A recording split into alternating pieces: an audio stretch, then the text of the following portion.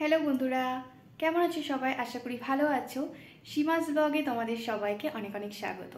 তো বন্ধুরা, তোমরা যারা প্রত্যেকদিন আমার ভিডিও দেখো তারা নিশ্চয়ই জানো যে আমি এখন ওয়েস্ট বেঙ্গল থেকে আসামে রয়েছি। তো আসামে এসে আমি এখনও পর্যন্ত রাত্রিবেলা করে বা সন্ধ্যাবেলা একা একা কোনো দিন বেরোইনি। তো আজকে আমি বেরোচ্ছি, তো সেই জন্য ভাবলাম যে তোমাদের সাথে একটু শেয়ার করি।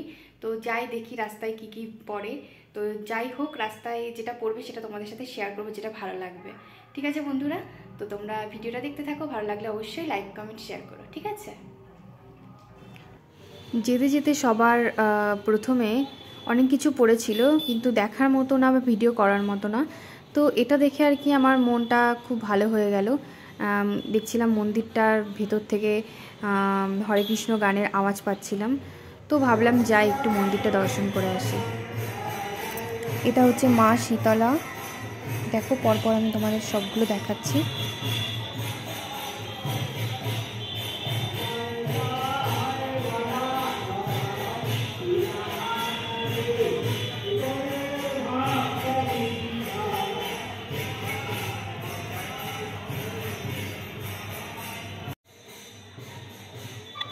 এটা হচ্ছে ভোলে বাবা, দেখতেই পাচ্ছ। ঠিক আছে, দেখো খুব সুন্দর লাগলো আমার এই মন্দিরে গিয়ে। মানে একটা পুরো মন্দিরের মধ্যেই সমস্ত রকম ছোট ছোট করে মন্দির করে সমস্ত রকমের ঠাকুর রয়েছে। এটা হচ্ছে মা কালীর মন্দির। এই মন্দিরটাতে বিয়ে হচ্ছিল, কোণে বসেছিল। আর তাছাড়া বাইরেও কোণে বসেছিল, বর বসেছিল। মানে দুটো তিনটে বিয়ে ছিল হয়তো সেদিনকে হয়েছে।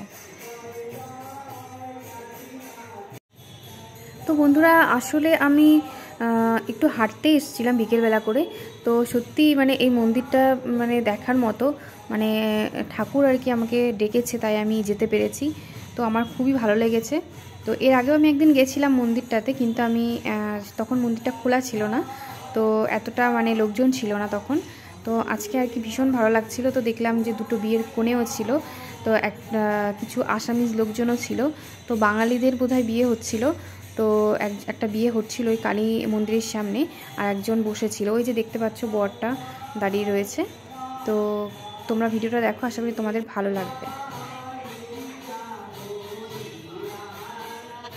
তো এটা অনেকটাই মানে বড় জায়গা। এখানটায় পুজো হয়, গান বাজনা হয়, হরে কৃষ্ণ গান দেখতে পাচ্ছি। এখানটা হচ্ছে রাধা গোবিন্দ রয়েছে আর কি, রাধা কৃষ্ণ রয়েছে।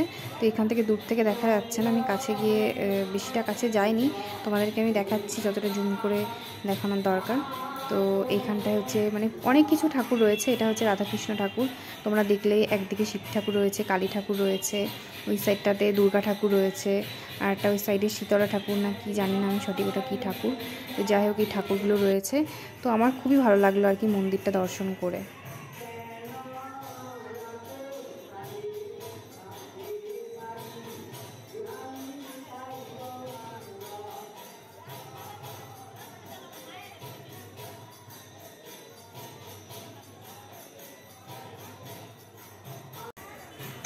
তো বন্ধুরা, আমি সত্যি মন্দির দর্শন করব বলে বেরোইনি, আমি অ্যাকচুয়ালি হাঁটতে বেরিয়েছিলাম। তো যাই হোক, ঠাকুর আমাকে টেনেছে বলেই আমি এই মন্দিরটা দর্শন করলাম, আর আমার ভালোও লাগলো। ওই দেখো দেখো, বর যাচ্ছে আর কনে যাচ্ছে, এদের বিয়ে হবে। বেশ ভালো লাগলো আমার দেখতে। সত্যি এত লোকজন ছিল, আমার সত্যি মনটা মানে ভরে গেছিলো। তাই আর কি মানে বাড়িতে না বসে থেকে কখনো কখনো বাইরে বেরোনো উচিত।